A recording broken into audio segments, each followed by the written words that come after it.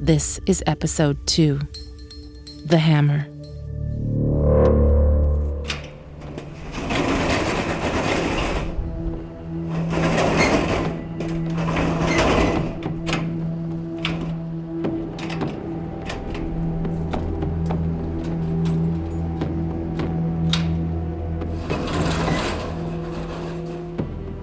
This is the place at 1120 Stonechurch Road East in Hamilton, Ontario, that Michael Lavoie was drawn to almost 19 years ago on the evening of Tuesday, January 6th, 1998. A storage locker, number A14, 10 feet by 20, big enough for a car inside with the door closed. What dark tunnel brought Michael to this bleak spot? Was he here because of sadness for his loss of Sheryl Sheppard, his new fiancé? Or because he knew she wasn't coming back? So we couldn't actually find Mike for a short period of time until, of course, we learned about the vehicles he owned. So we put it out to all the police officers in the area. And a very astute officer thought he had seen it go into a storage area. And he went back to the storage area and sure enough found out that Mike Lavoie had rented a storage unit there and in fact had gone into it and had not came out of it.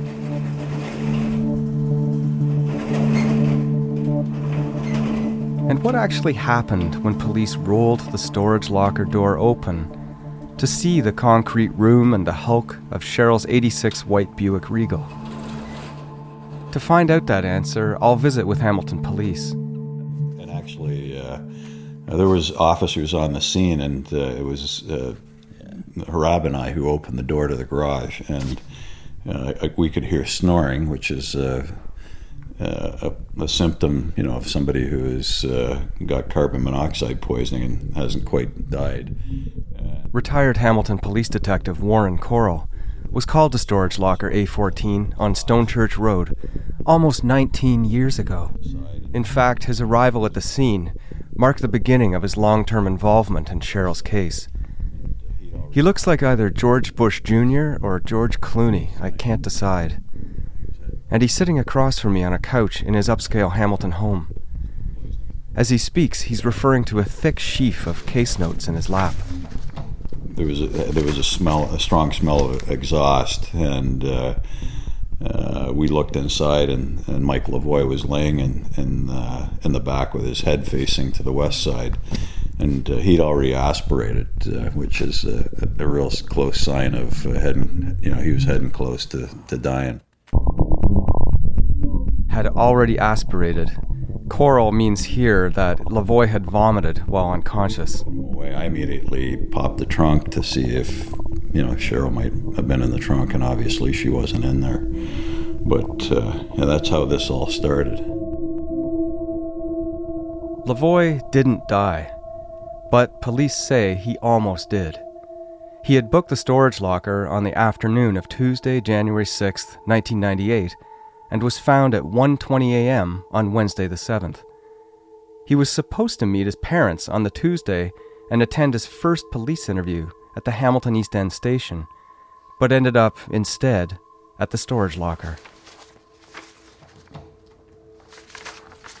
So Mike ended up going to the Henderson Hospital emergency area, and where he was treated. His car was seized. We started doing search warrants for Mike's car to see if, in fact, there would be blood found or whatever. And again, we never came up with any of sort of overt signs that in those spots that there was trauma involved. And again, in those spots. So he had high levels of CO. Yeah, and I got to tell you something. That officer who detected him being in there saved his life, because he would have been dead. That's one of the things, Mike used to come into the police station to get we had his glasses and things like that, and his lawyer at the time, wanted to come and pick this stuff up, and we wanted every opportunity we could to talk to Mike, right? So I remember his lawyer coming in and saying, "Oh, I'm here to pick up Mike's stuff." I said, "That's not our policy. He's going to have to sign for it. Tell Mike to come and get him. They're here." So whenever he would come in, one time we had Odette in the hallway, knew he was coming in, and she's pleading with him in the hallway of the police station, which was orchestrated. And, we're watching him, to see, what he's saying, what he's doing, and he just kept his head down. He never responded. There was another time he came in to pick something up, and, I said to him, when I opened up that garage door, I saved your life. And I said, "Is this the way you treat people who do things like that? And you can't even stand here and talk to me and answer my questions?" Head down, out the door he goes. We tried, right? Not talking doesn't mean Michael Lavoie is guilty of anything. To date, after Lavoie left the hospital, he has not spoken about the incident publicly. Coral says that Michael had 48% CO, or carbon monoxide, measured in his blood. Less than 5%, which is actually a measure of something called carboxyhemoglobin, is considered normal. And anything over 50% can be fatal. The last thing anybody wants to do is convict a person that's not guilty, right? Like, that I would lose sleep over. But, there's also ways that after a while, you have got to step up, if you want the heat to go away, and then help out, right? And this never happened. And I know, you talk to a defense lawyer, they'll say, "Well, that's his right," yeah, that's his right. But when the whole world, as small as it may be, is looking at you and thinking, you murdered this woman, and there's things that you could do to help out, like again, who wouldn't have gone on an international or a national show, to appeal for her to come back. Personally, I had a pretty good career as a detective, and for a good success rate of solving these things. But this is outstanding, and there isn't a day that goes by, like if I ever hear of any found remains, and in my head, automatically I think of Sheryl. Then, as Warren talks about Sheryl, he remembers something else. Something about Michael Lavoie and the locker. Something else that he found on the scene in the car. I was looking around for a suicide note and that sort of thing. Hopefully, that was going to put some thought into what exactly had happened. But that was never found. Didn't mean that one wasn't written. There was actually, we found a pad of paper, and there was some impression on the paper that you could see that something had been written, and there was a few things that suggested it was a suicide note, and it's always a thought that it was sent to somebody. There's a thought that it was sent to a family member, and that's why we always thought that that there was people who knew about what had happened and weren't coming forward to help out with it. Wow. That's interesting. Did you ever do the charcoal trick with the? Actually, that pad went to the Center of Forensic Science, and some things were brought up, but not quite enough.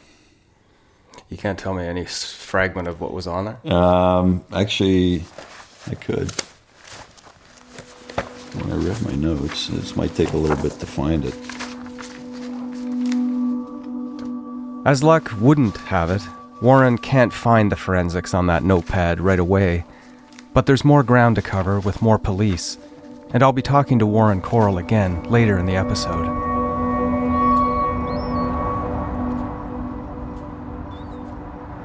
I leave Coral's upscale neighborhood and descend toward Hamilton Harbor on my way to police headquarters. Hamilton's a city that's a character in this story, one with many names.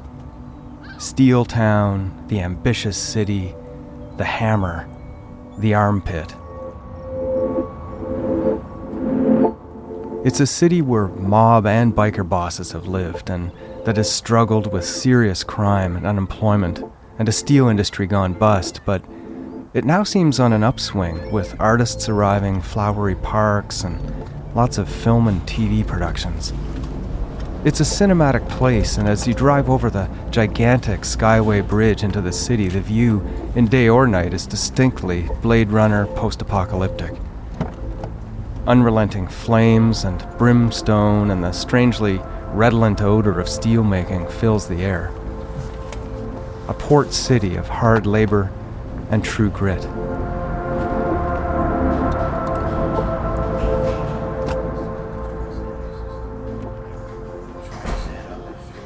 Detective Tom, how are you? Dave, how are you? Nice to see you. Just yourself? This is just me. Just me and my microphone. Okay. Detective Sergeant Peter Tom appears younger than I expected. Tall, white shirt, gray tie and glasses, silver cufflinks, salt and pepper goatee, shorter hair moving toward thinning but not quite, and an obvious Scottish accent. So how are things? Things are good. Things are good. Peter currently holds carriage of the Sheppard case and has worked on it since 2008, and I quickly learned that he can be very tight-lipped, at least on this first visit. Thank you. Which way? Sheriff's office over here. The office we enter is actually what police call an interview room. He shushes me when I call it an interrogation room. Stark, claustrophobic, soundproof, video camera on the ceiling. This is where, here at the downtown Hamilton Police Headquarters, police interview suspects. How long have you been in Hamilton? The police service? 25 years. Came from Scotland when I was in my 20s. I was a police officer over there for a while. Just grab a seat. Okay, great. Okay. Are we on at the moment, or? Yeah, the greeting is always Since he's been on the case, Peter's reviewed and re-interviewed people and done media blitzes around the New Year anniversary of Cheryl's disappearance. And as the years have rolled on, we've done a few things. There was a lot of work done initially on this investigation by the initial investigators. Everyone seems to remember this one because of the engagement on the New Year's. The answer was yes. We have a love connection. Now, this case is peculiar to me and to many in that there is a prime suspect who's been named as the prime suspect by police here, correct? Yes. And who is that prime suspect? The last person that claimed to have seen Sheryl alive was Michael Lavoie. What were the events that led up to Cheryl's disappearance as it is now? Missing person investigation was commenced. They got the preliminary information from Michael Lavoie. He last dropped her off down in Niagara Falls. She was supposed to have made arrangements there to meet a friend, and there's some other information from him that she was going to be dancing at one of the clubs down there, the Concord. That's interesting. So what friend? I haven't actually heard that one. Unknown friend. It's the first mention of a friend Sheryl was supposed to meet that I've heard. I file it away as something to look into in the near future. Every article I've seen, the headline has dancer or stripper in it. And she allegedly hadn't danced for a couple of years. She was working at Tim Hortons at the time. Exactly, and that's, you have to ask your colleagues in the media. In the early aftermath of Cheryl's disappearance, the media went with the live TV engagement story, Mystery of Kissing Couple, and rolled out Lavoie's story as he presented it to police and Odette. At least in the beginning, most of the headlines in the first few days after her disappearance included the words stripper or exotic dancer or simply dancer, despite the fact that Sheryl had a full-time job at Tim Hortons. Even after Lavoie's trip to the storage locker, one headline read, missing stripper's boyfriend and suicide bid.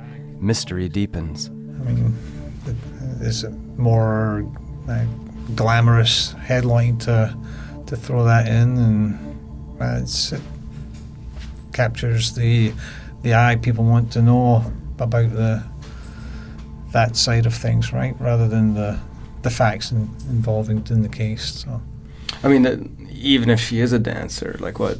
It's got no bearing on what happened. Absolutely zero. Like, it really upsets me. It really upsets me. Yeah. By calling or branding Sheryl a stripper, the media helped enable Lavoie's story, true or not.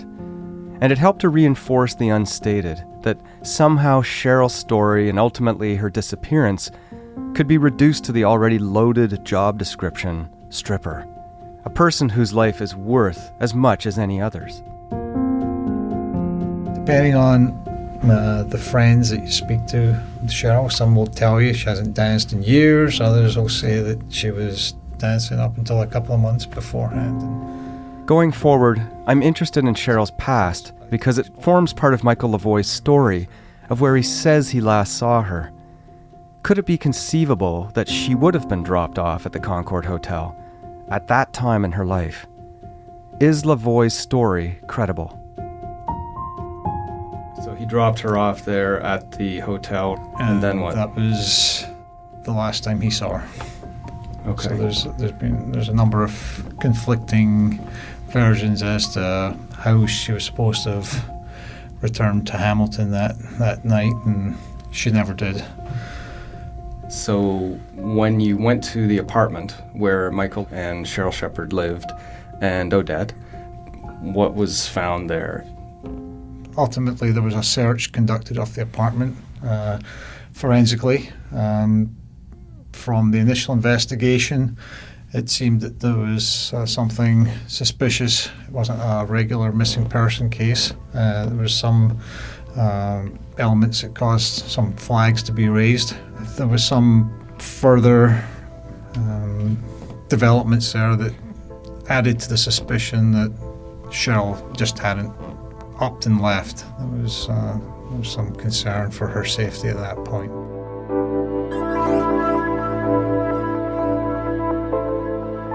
So Odette mentioned that after the period of time when the forensic guys were finished in the apartment, she went back in and she mentioned these circles on the walls and something that looked like it had been someone had tried to clean the walls. And she has said that these were blood stains on the walls. Can you confirm whether they were blood stains or not? I can't get into that. We obviously can't try the case in the public domain, and there's reason for that. And like I touched on it earlier, if we give something up that turns into be of evidential value and it's been put out in the media, it just dilutes it for evidentiary purposes in court and won't do Sheryl any favors. It won't do Odette any favors. It doesn't do society any favors. So, right. I just wanted to understand if there was an actual crime scene deemed. Can you say that there was a crime scene deemed to be at the apartment? There was. It wouldn't be. It's not your stereotypical what you would expect. There wasn't like blood all over the apartment. Sheryl's wallet, her glasses, and her contacts were found in the apartment. Yes. Okay. Yeah. And my understanding, and Odette said that Sheryl wasn't able to see without the glasses and without the contacts. That's my understanding. Yeah. So. Okay. I asked Peter about the hockey bag Odette says she noticed was missing when she returned from New Brunswick on the evening of January 4th. But again, Detective Tom is reticent with the details. Suffice to say, no other evidence of Sheryl's whereabouts or remains has ever been found.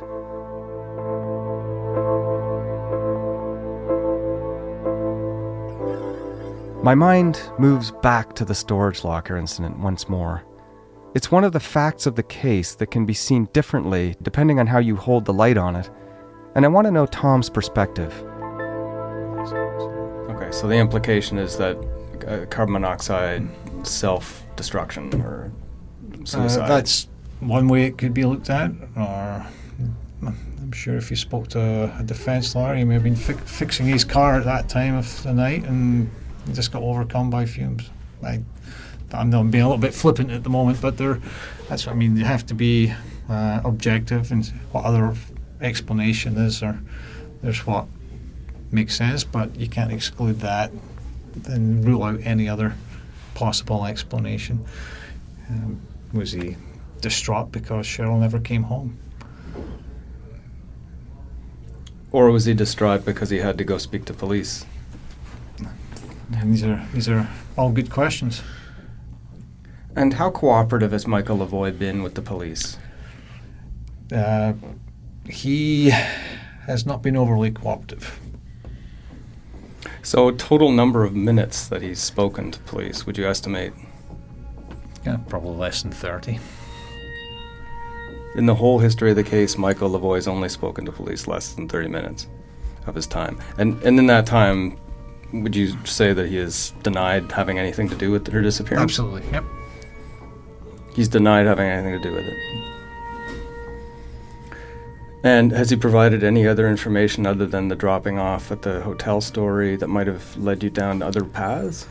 No, just that he'd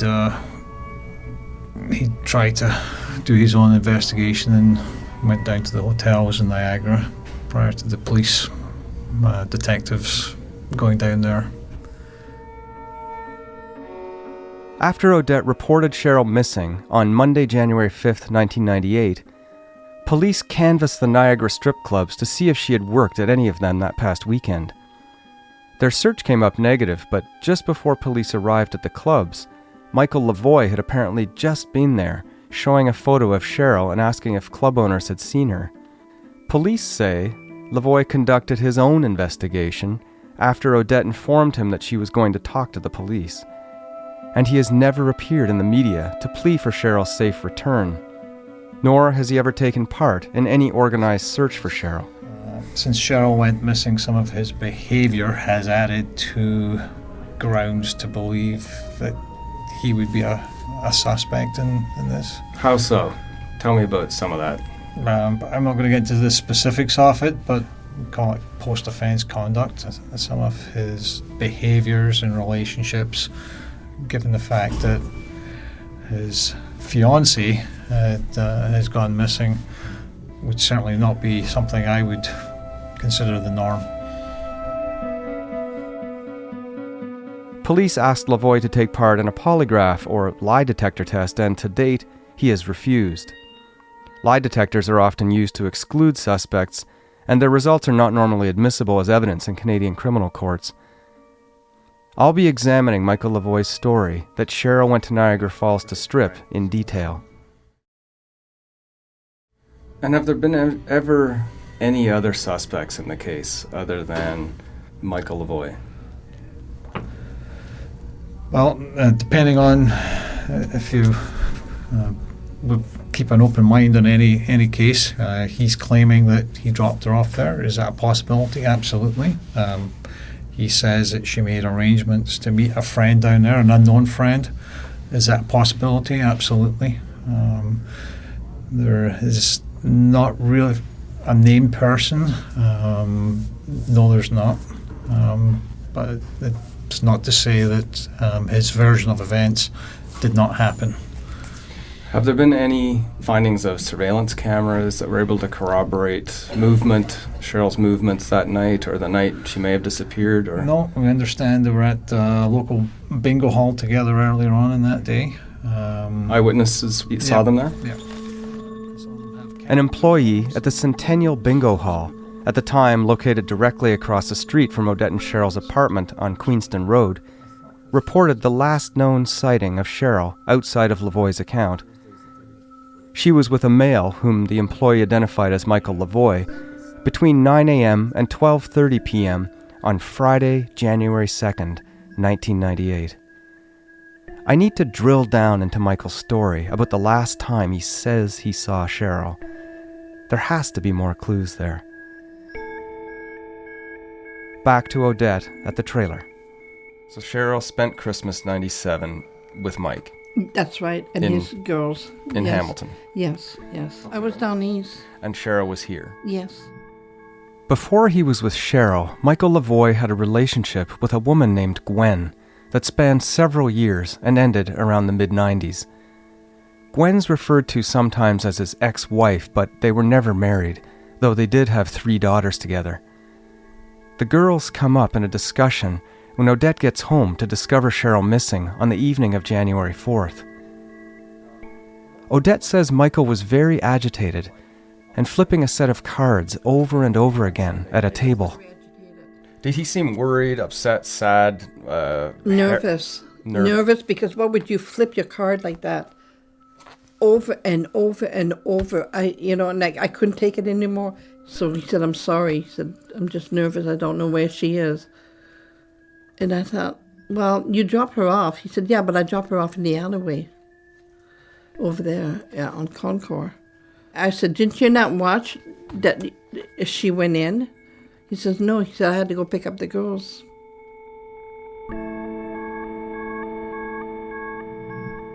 According to police, Michael said he dropped Sheryl off at the Concord Hotel, then headed to the small town of Chippewa, a short drive up the Niagara River, to pick up his 3 daughters. He tells Odette he didn't have time to see if Sheryl went into the Concord because he had to rush to pick up his children.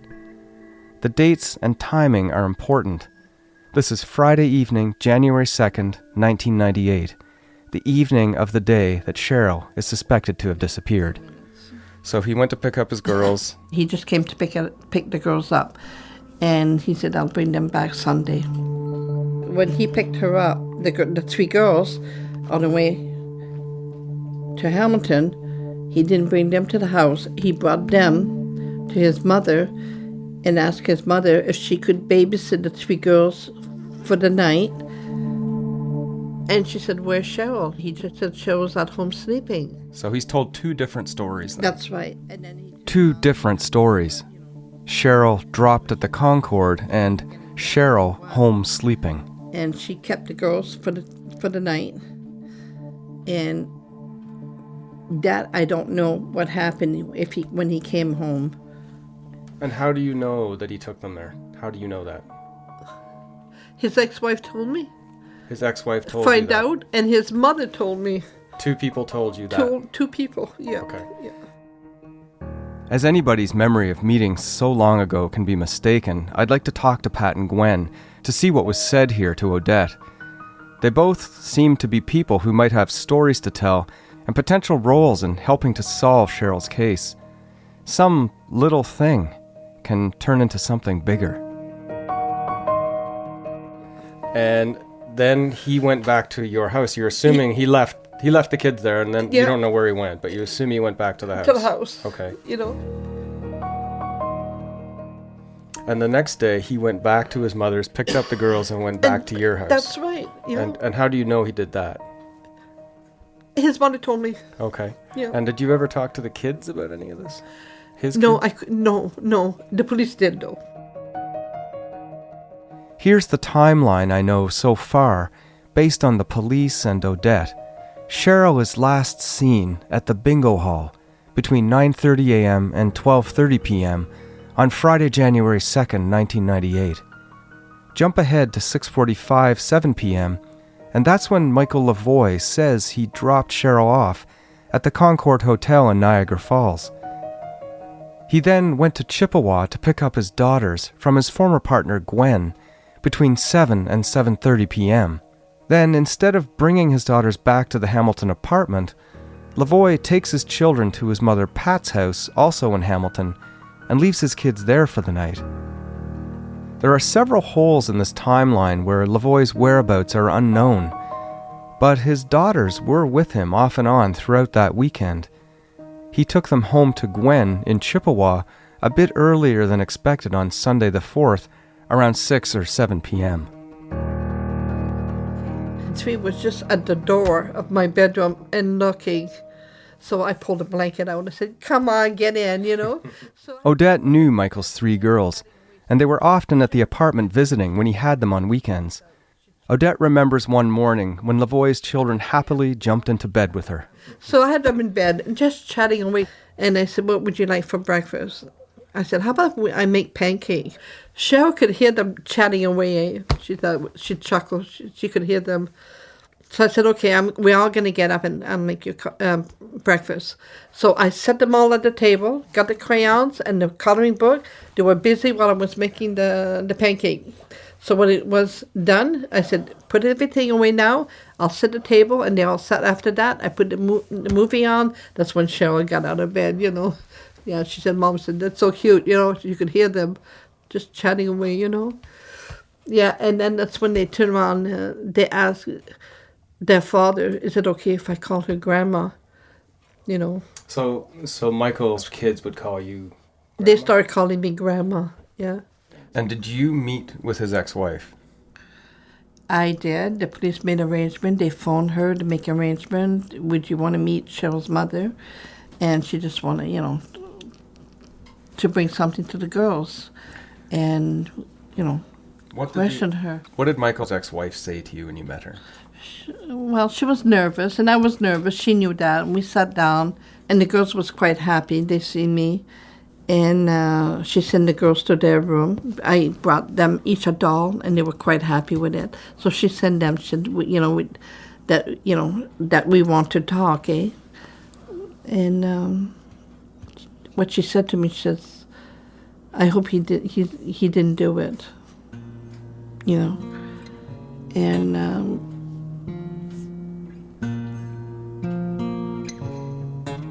she said he was very abusive to her. Odette also met with Pat, Michael Lavoie's mother. Shortly after police forensically examined Odette's apartment, she received a phone call.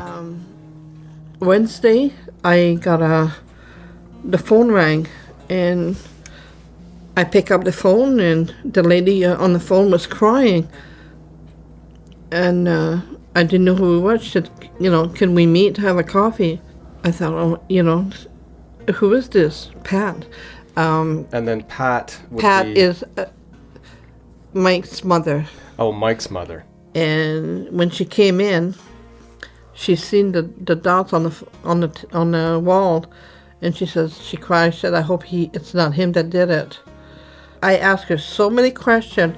I wrote all the question down. I wrote all the answer down. The police got it. And she left, and that was it. Back to Peter Tom. So, if there's a discrepancy in his story between what he told different people, is that important to the case?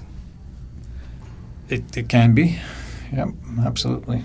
And is that part of the reason there's suspicion on Mr. Lavoie? Yes. Sometime between the bingo on Friday afternoon, when she was last seen in the presence of Michael Lavoie, and when Odette came home on the Sunday, Sheryl disappeared. And it would have had to have been likely before the end of day Friday, because the girls, I don't think, saw her, nor did the mother. No. Right? So nobody saw Sheryl after the bingo on Friday afternoon. Correct. Michael Lavoie says that he dropped her off in Niagara Falls on that Friday evening. Police at the time spoke to Gwen and her girls, and Peter Tom says they were helpful. So police have named Michael Lavoie the prime suspect in the case, and why hasn't he been brought in? Like, why hasn't he been arrested at least once? Well, like I said, there was a lot of work done initially. The officers at the time, their belief likely then was they didn't have sufficient grounds to make an arrest or to bring him in. But for me to be able to do that, I have to satisfy myself in the courts that there'd be something new has come to light that wasn't known back then. That's the quandary at the moment. I know I'm talking in riddles. I know, it's okay. I'll try to unravel them. Police have also spoken to members of the Lavoie family, and while statements were given, some have been more helpful than others. There's a level of frustration in the cooperation of some of the persons surrounding the case. That do people know what happened? I believe they do. I believe there's a tight-knit group of individuals that probably know the whole story, that haven't chosen to come forward. It's tough. Her file sits on my desk. I look at it every day when I'm at work. Loyalties change. That's a big thing I've noticed in my 8 years in the homicide unit. People's loyalties change. Whether it's a boyfriend, girlfriend, whether it's two friends have a falling out, whether someone gets arrested and has knowledge and wants to make a trade for their own, some consideration on their own charges, to give up someone else, and that's not occurred at this juncture. Certainly, I want to resolve this case. I want to find where Sheryl is, and give Odette the closure that she deserves. I mean, how it's so 18 years, and how can the information sit with somebody, and how can that not come out of the person, you know? I just don't understand how someone can hold on to that and not become sick or alcoholic. Or maybe they are. Maybe it's eating away from them. And they'll have to clear their conscience at some point in their life.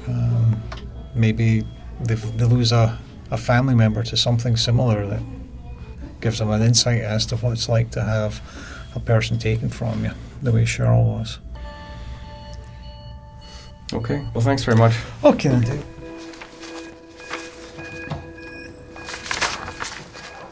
Oh, there it is.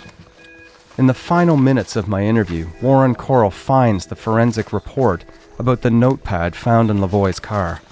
So, Greg Dawson of the CFS, from the document section, I spoke to him about the note, and I advised him of the way that I read it, and it was, I went to see a movie, Jackie Brown, it was all right. I am at Cheers now, and Cheers was a gambling bar up on the East Mountain, not far from the storage unit. In fact, Cheers was a bar about 60 meters from the locker Michael was found in. Corll continues, speaking the words determined to have been written on the pad by Lavoie. Betting ponies. Not doing well. My wings just showed hungry. Well, I won a couple. I'm about even now. Well, time to go. I love you. Please keep. And then this undiscernible word, with kids. So, you know,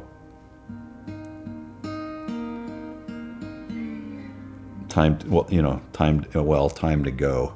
You know, I love you. So yeah, he was up at Cheers betting the race, like they used to have races on there, and that was a part of the note that he wrote. Please keep in with kids. So and I recall, you know, talking to his ex-wife, and you know, she didn't get a note, and she was, you know, I thought believable, and I always thought that, I know that Pat had some dealings with the kids, and you know, I thought that a letter would have gone to her. Here, Warren refers to Pat, Michael Lavoie's mother. That's interesting. It doesn't sound like a typical sort of suicide note. And this again is on a pad of paper that was found in his car with, you know, and it's an impression, right? Like, you know, I want the person who committed this offense, and I believe it's an offense. I think she's dead. I wish we could find her, but I think that there may be, I think that, I don't know if Mike has confided in anybody, but I think that if people came forward, specifically family members, I think know a lot more about what went on. That note that I know he delivered, I think it was delivered to a family member, and they've never come forward to tell us exactly what it was or whether it's still around. So anyhow, that's why we're talking, is maybe this will, this will get this thing rolling, and we can solve it.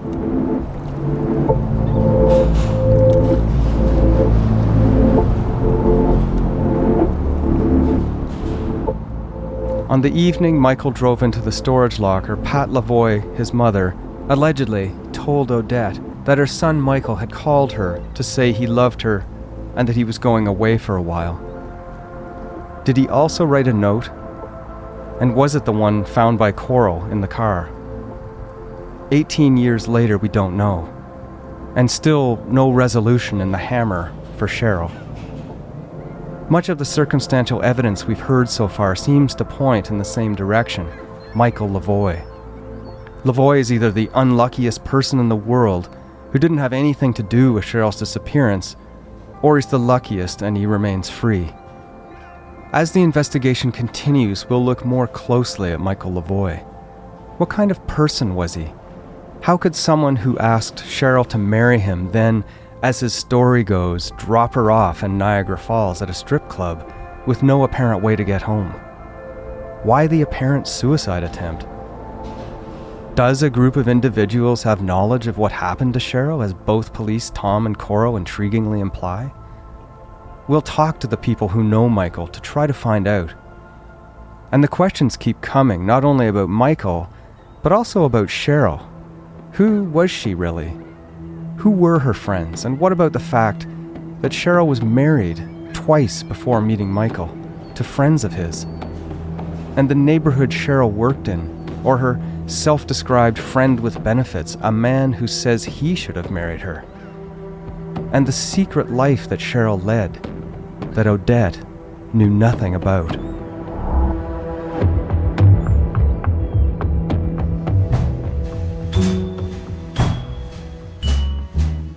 You have been listening to Episode 2, The Hammer.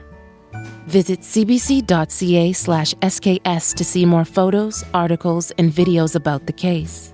Subscribe in iTunes or your favorite podcast app. If you've already subscribed, please consider leaving a review. Someone Knows Something is hosted, written, and produced by David Ridgen and mixed by Cecil Fernandez. The series is also produced by Chris Oak, Ashley Walters, Steph Camp, and executive producer Arif Noorani. Our theme music is by Bob Wiseman, with vocals by Mary Margaret O'Hara and Jess Reimer. Maybe one day we will all look out on the sun.